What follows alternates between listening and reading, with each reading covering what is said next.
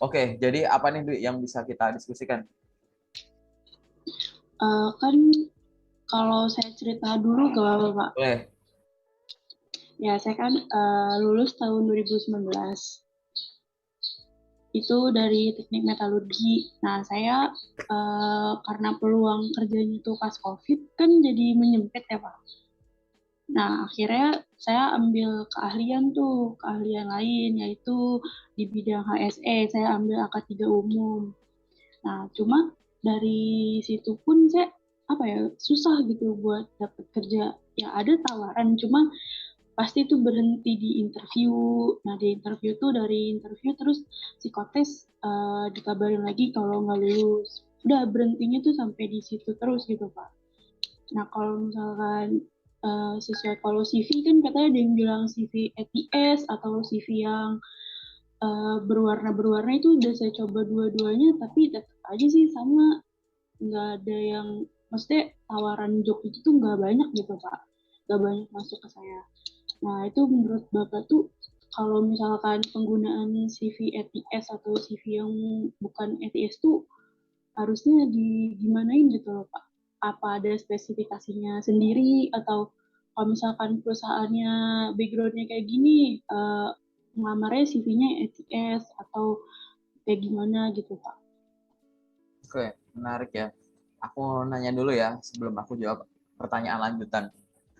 Biasanya Oke, kamu menemukan info locker di mana aja? sejauh ini sih kayak di platform Jobstreet, terus Indeed yang aku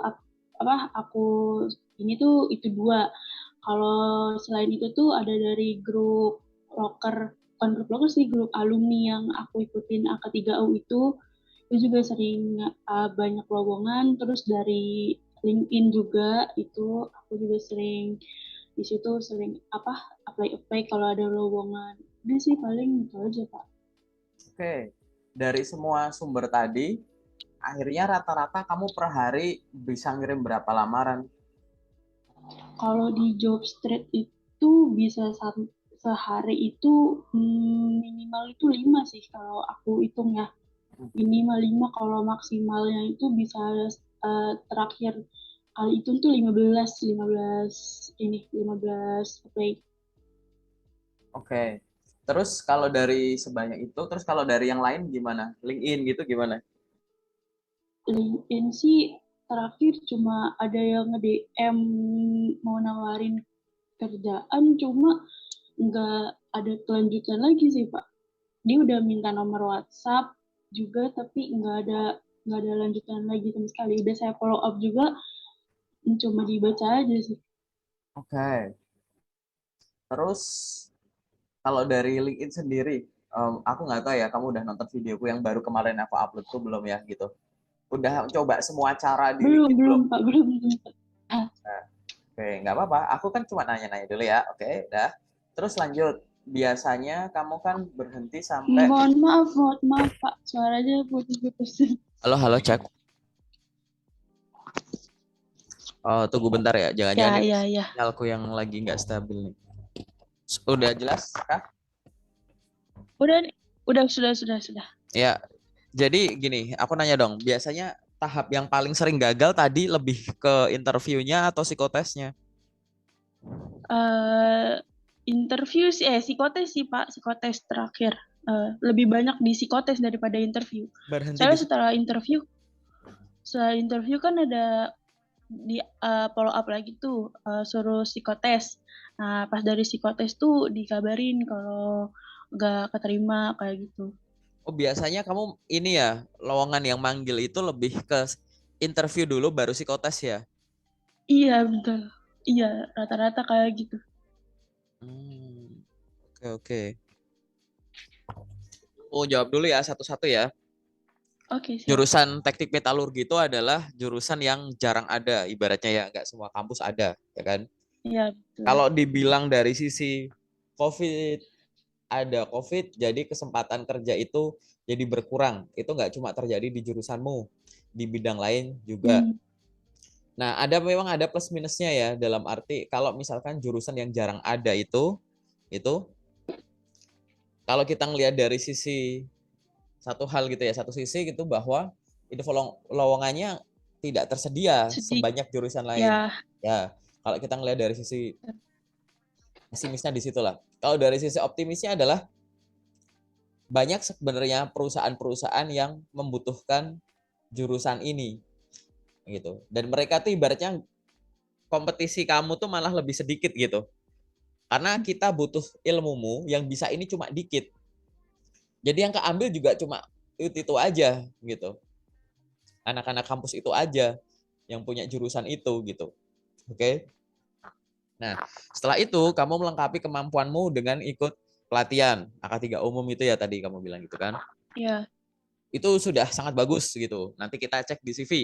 Pastikan itu juga sudah tertulis di CV dengan benar. Nah, lanjut sekarang.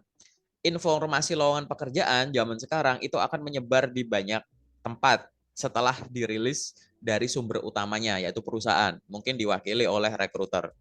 Nah, kita harus beradaptasi dengan masing-masing channel ini. Karena pasti akan beda gitu. Memfollow up lowongan kerja lewat email, dengan lewat website, dengan platform pencari kerja, dengan sosial media LinkedIn, misalkan gitu. Pasti caranya beda-beda. ya, Sehingga untuk CV dan teman-temannya gitu dan dokumen lain gitu ya, itu harus benar cara membuatnya dan cara memakainya. Kita harus memastikan itu dulu. Benar cara membuatnya itu lebih dari sekedar aku paham bikin CV kreatif gimana, aku paham CV ATS Friendly gimana gitu.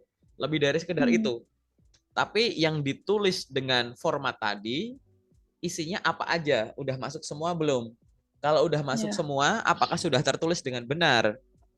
Kalau sudah tertulis dengan benar, coba sambil kita simulasikan, kita bayangkan, kira-kira pembaca, dalam hal ini recruiter atau user, udah tertarik belum dengan membaca pengalamanku yang aku tulis dengan bahasa semacam ini? Gitu. Oke, dari sisi situ dulu. Kalau sudah, nah tinggal pastikan. Ini anggap aja CV udah benar nih cara membuatnya ya. Nah, sekarang cara ya, memakainya. Kamu tadi follow up lowongan kerja lewat platform apa aja gitu kan, lewat sini sini sini sini. Nah itu harus dipastikan juga, lebih dari sekedar gimana cara dapetin loker di sana, gimana cara ngirimnya, lebih dari sekedar itu.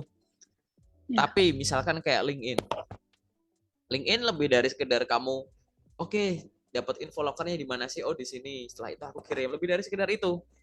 Profil kamu itu harus lengkap dulu, nggak usah buru-buru ngirim-ngirim lamaran kalau profilmu itu belum lengkap gitu.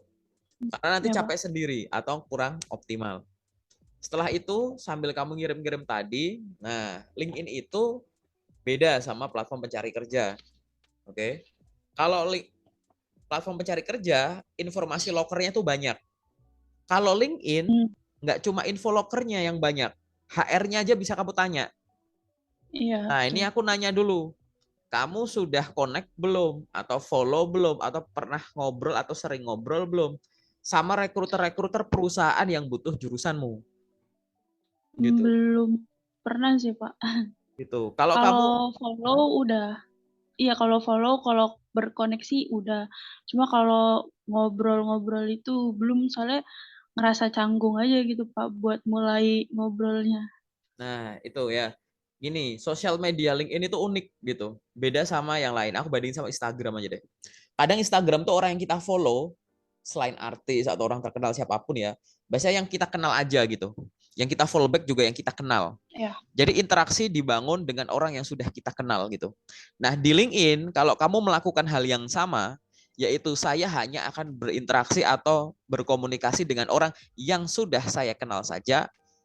Nah, satu kata dari aku rugi, gitu. Pasti rugi, gitu.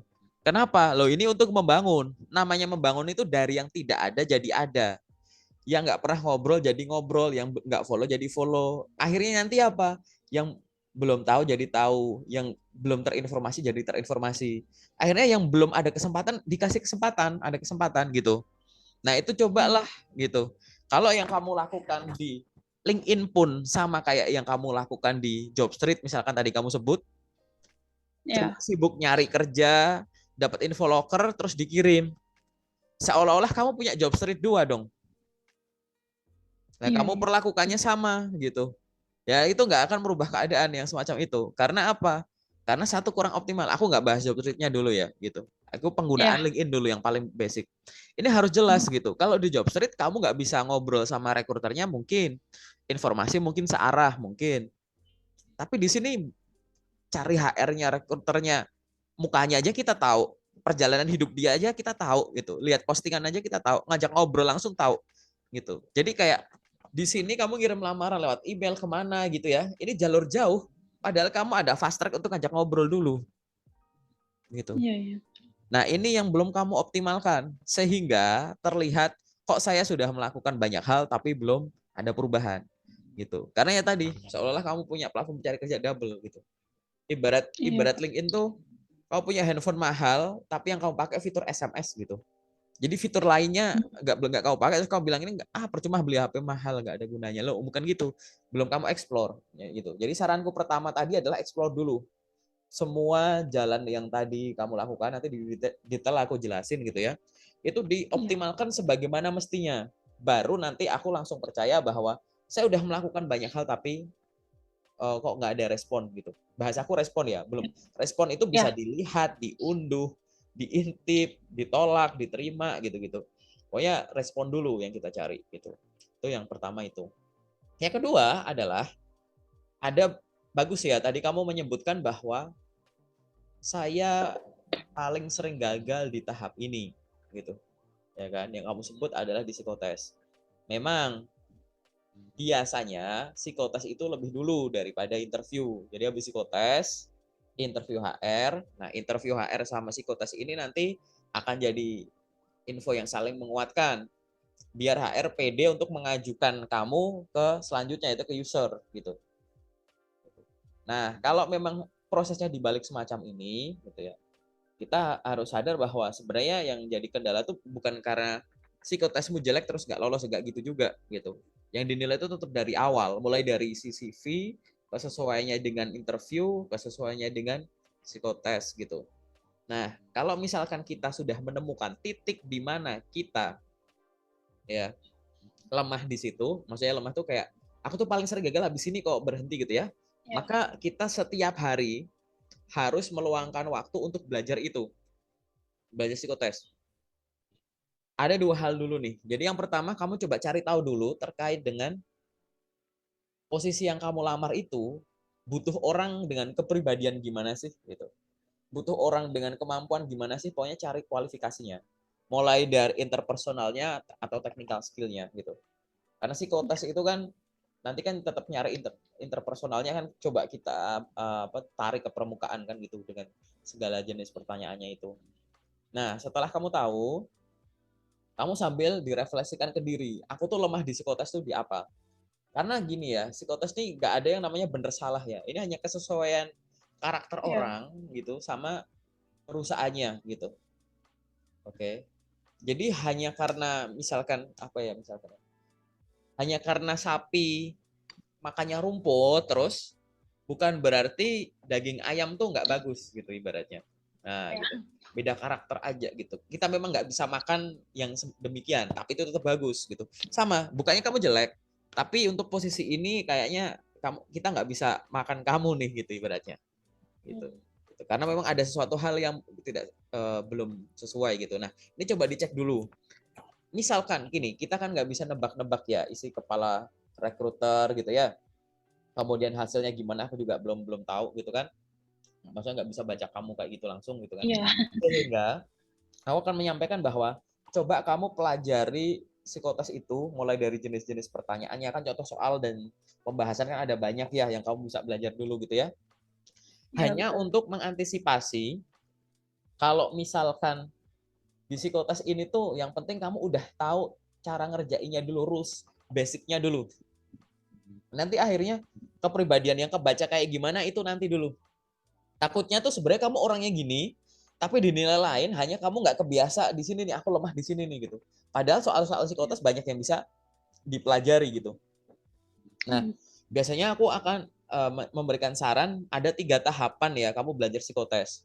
Yang pertama, coba pelajari semua jenis pertanyaannya. Yang penting ngerjain bisa bener dulu aja. Gitu. Mengerjakan dengan benar. Gitu dulu. Mau durasinya berapa lama terserah kamu.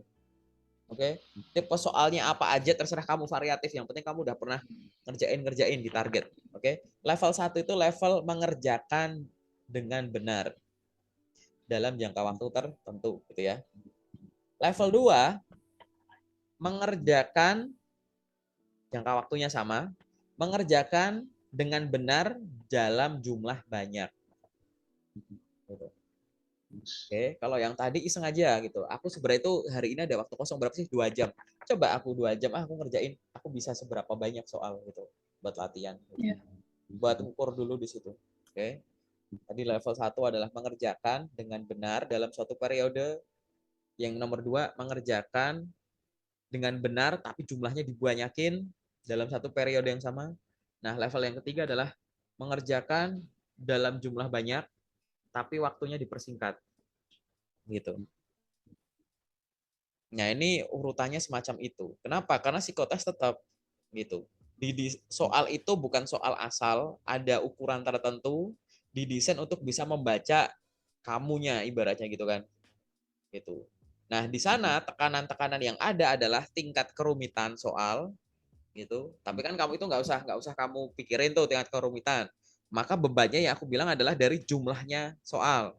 Makanya kamu bisa latihan tuh jumlahnya soal dibanyakin. Pokoknya normal dulu, setelah itu latihan jumlahnya dibanyakin.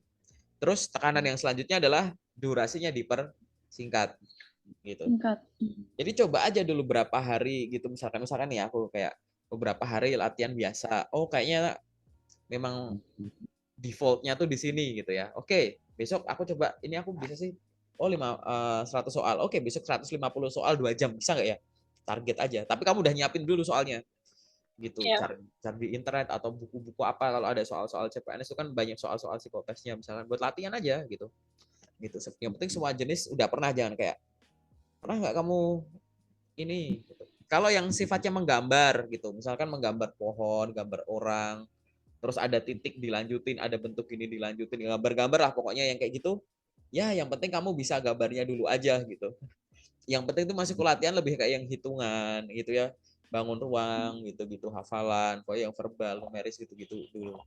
Udah, kalau udah itu semua gitu, ya udah kita identifikasi yang lain, belajar yang lain apa? Interview gitu kan. Ya. Interview juga dipastikan juga gitu. Ada nggak pertanyaan yang kamu tuh kesusahan dalam menjawab? Mungkin ada beberapa perusahaan nanya hal yang sama dan aku tuh nggak yakin gitu bener atau enggak gitu. Mulai browsing Ya. dulu pertanyaan yang sering muncul, lebih dari sekedar oh kalau ditanya gini jawabnya gini gitu. Kamu belajarnya lebih dalam lagi. Kalau ditanya gini tuh pengen ngukur apa sih gitu. Terus apa yang boleh dan nggak boleh disampaikan. Terus cara menyampaikannya gimana? Ada alternatif bahasa yang lain nggak kalau mau ngomong gitu gitu. Nah, itu kamu perlakukan itu ke pertanyaan-pertanyaan yang familiar muncul. Jumlah pertanyaan kemungkinannya ada banyak kan, beda tadi bilang beda kepala, beda kemungkinan pertanyaan yang akan dilontarkan kan. Nah, kita memang nggak bisa menebak gitu. Tapi kan ada pertanyaan yang berulang nih. Nah, kamu bisa pelajari tuh cari internet. Di channelku juga ada di playlist tes interview itu, dengerin aja semuanya gitu. Nah, hal semacam itulah yang harus kamu coba. Tapi lebih dari sekedar belajar itu, belajar soal mata kuliahmu ulang, training dan lain-lain yang udah pernah kamu kuasai, kamu juga harus latihan ngomong, belajar praktek, role play. Entah kamu itu ngomong sendiri, ada temen atau gimana gitu. Karena yang namanya jago di interview itu selain menyiapkan medianya gitu kan. Interview kan komunikasi nih, menyampaikan materi lewat media lisan gitu ya. Nah, selain menyiapkan materinya, kamu juga harus persiapan teknik komunikasi kamu gitu. Coba gimana sih sejauh ini kamu berkomunikasinya gitu. Gak apa-apa gitu. Nanti kamu belajar sama aku boleh di Zoom selanjutnya kita simulasi interview aja yang dibahas gitu bisa kayak gitu. Nah, itu yang harus dilakukan. Jadi itu adalah kenapa aku menyampaikan ini gitu. Karena tadi ya yang aku lihat dari kamu yang nomor satu adalah belum dioptimasi aja sih itu. Belum dioptimasi aja masing-masing channelnya. Channel untuk melamar kerja tadi.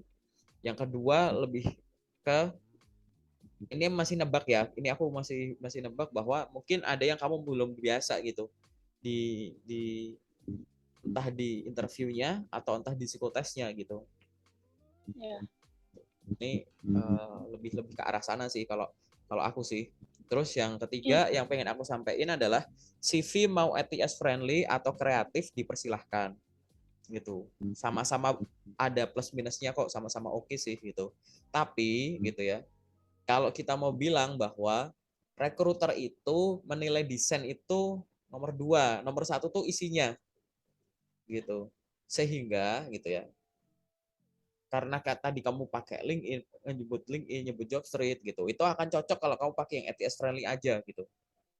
Oh iya Pak. Sehingga gitu, saranku adalah mungkin kamu bisa fokusin ke ATS friendly. ATS friendly juga boleh berdesain kok, desain standar gitu. Nah, CV yang Iya. kamu kirim ke aku itu bukan ATS friendly gitu. Iya. Itu tipe kreatif gitu. Nah, sekarang dicoba gitu.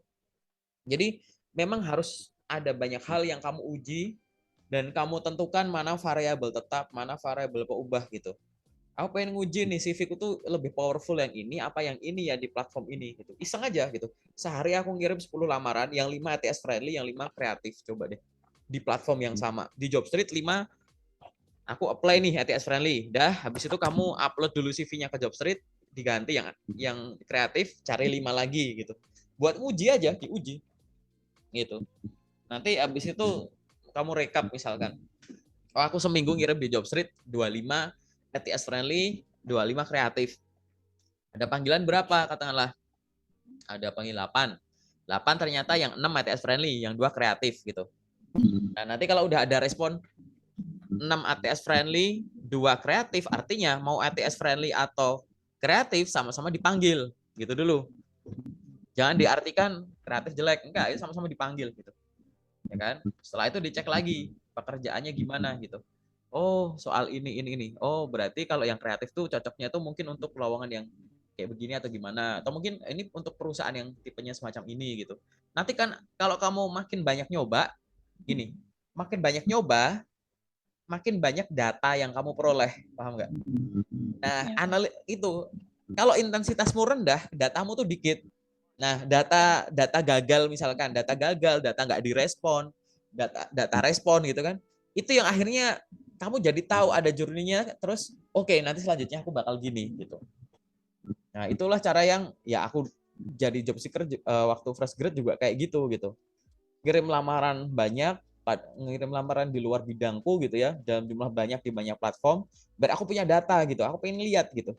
Sebenarnya nih CV ku tuh jelek atau emang kurang banyak aja aku kirim, atau dua-duanya gitu, diuji makanya. Atau mungkin bukan isinya gitu. Barangkali di luar sana masih banyak pekerjaan yang membutuhkan kamu, tapi perusahaannya belum ketemu gitu.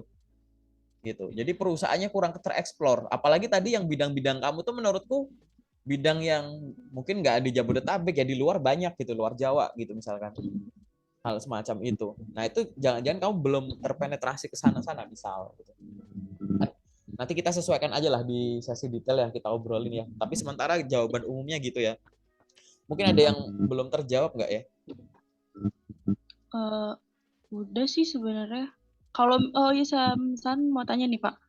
Kan kualifikasinya di sana misalkan kan minimal 1 tahun pengalaman kerja. Nah, itu kan kalau misalkan buat fresh graduate kayak saya yang belum ada pengalaman itu kalau mau apply itu gimana ya Pak? Gini, Apakah emang nggak apa-apa gitu saya apply aja atau harus dengan kualifikasi yang ada kata-kata fresh graduate-nya kayak gitu? jadi gini, satu, prioritaskan lamar kerja yang ada kata fresh graduate atau belum ada pengalaman tetap oke. Itu dihabisin dulu tuh kayak gitu. Oke. Setelah itu cari yang 50-50. Misal, pengalaman minimum 1 tahun, fresh graduate dipersilahkan melamar gitu. Nah, itu habisin juga kayak gitu. Oke. Setelah itu, cari lamaran yang tidak mensyaratkan minimum berapa tahun. Jadi kayak bisa ini gitu. Tapi dari semua kualifikasinya ini, kamu punya feel bahwa ini tuh untuk yang kayak aku masih bisa, silahkan dicoba gitu. Yang selanjutnya Ya, baru coba yang tadi. Jadi bukan nekat ya. Kalau memang masih 1 tahun ke bawah gitu, aku akan menyarankan silahkan dicoba saja. Kecuali minimal 10 tahun di posisi yang sama gitu kamu lamar, atau minimal 5 tahun posisi yang sama. Itu enggak. Cuman kalau ada beberapa posisi yang minimum 1 tahun tapi fresh grade juga dipersilahkan melamar, tapi nggak disebut di situ, nggak masalah. Jadi kalau ada gini, ada kualifikasi di Infolocker 100% terpenuhi, itu kamu belum tentu dipanggil gitu. Nah, kalau kita ngelihat ini lewat sudut pandang optimisme, berarti kalau ada sedikit yang mungkin nggak pas banget, tetap masih bisa dicoba, tetap ada peluang gitu. Gitu. Gunanya buat apa tadi? Kamu punya data.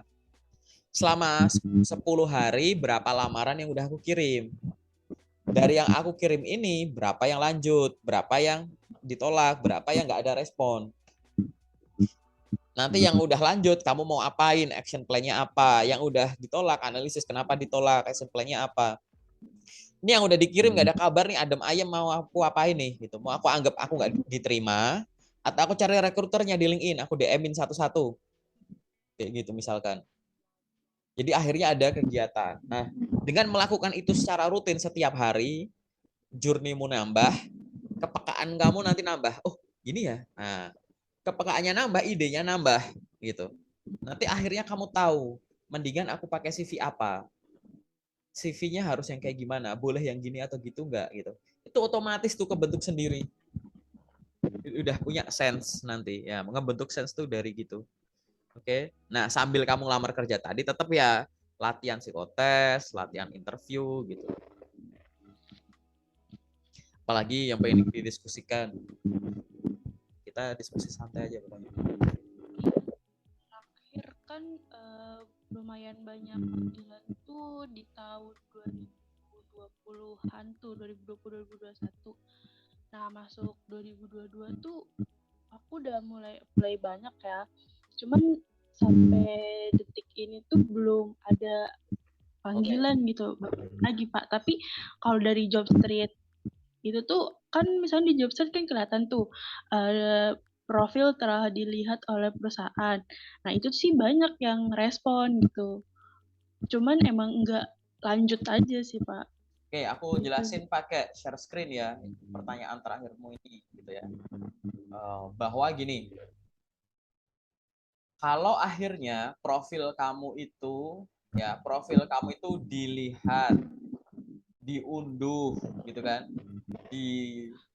ada undangan wawancara atau lanjutlah atau apalah bahasanya gitu ya, atau ada ditolak nggak sesuai gitu, maka intinya secara sistem CV-mu tuh udah terbaca di sistem rekomendasi gitu. Karena kalau udah sampai dilihat di apa itu artinya job street itu kan dia kan pakai sistem database tuh. Masuk dah terus di ranking akan dijadikan rekomendasi. Muncul ketampilan job street-nya si recruiter gitu kan. Nah, akhirnya kan kalau muncul di rekomendasi kan mesti dibuka tuh sambil dibaca dan lain-lain gitu. Artinya by sistem, by alur itu masuk. Paham ya? Gitu. Nah, sekarang tinggal dipastikan nanti isinya gitu. Gimana? Nah, isi ini kan tanggung jawabnya tadi. Ada nggak pengalaman yang kamu udah punya ditulis di sini? Kalau udah, nulisnya udah bener belum? Ada nggak yang udah kamu punya tapi belum kamu tulis gitu? Oke? Pastikan dari sisi itu dulu. Lalu di pertanyaan kamu yang barusan, kalau misalkan, bentar ya, nggak gini deh gambarnya deh, aku ganti gambar deh. Sekarang ini ada CV. Oke? Ini sekarang ini sih.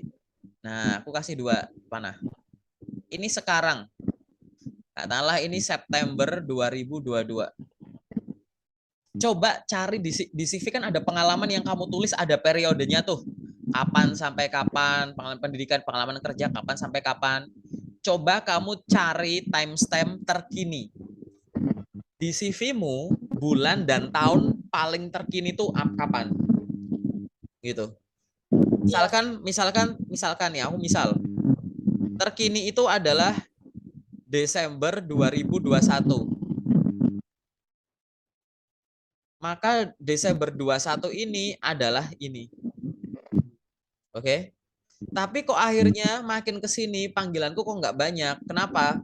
Mungkin ada faktor ini loh. CV itu tidak hanya dilihat dari sisi ini udah sesuai enggak jurusannya, kemampuannya udah enggak gitu.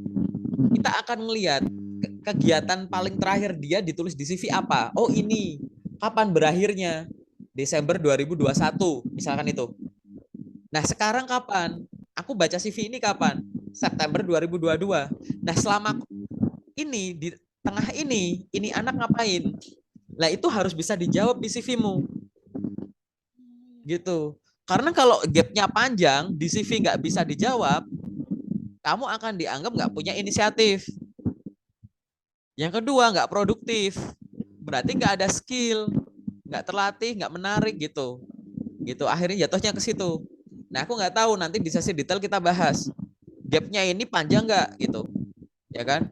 Oh iya Kak, aku sambil nyari kerja ternyata aku ada kerjaan ini, ada project ini, ada sampingan ini. Ya itu masukin. Karena kalau nggak ditulis kita nggak tahu, kita ngeliatnya kayak pengalamannya terakhir ini aja. Ayo udah sampai sekarang kosong. Berarti kamu dianggap nggak ada kegiatan. Gitu loh. Itu yang bikin kurang menarik gitu. Ya paling itu aja sih dari aku sih. Ada tambahan nggak? Cukup sih kalau buat aku sih udah jelas, yang aku pengen tanyain udah semuanya. Udah cukup jelas ya. Oke, berarti sekarang kita ke sesi detail ya.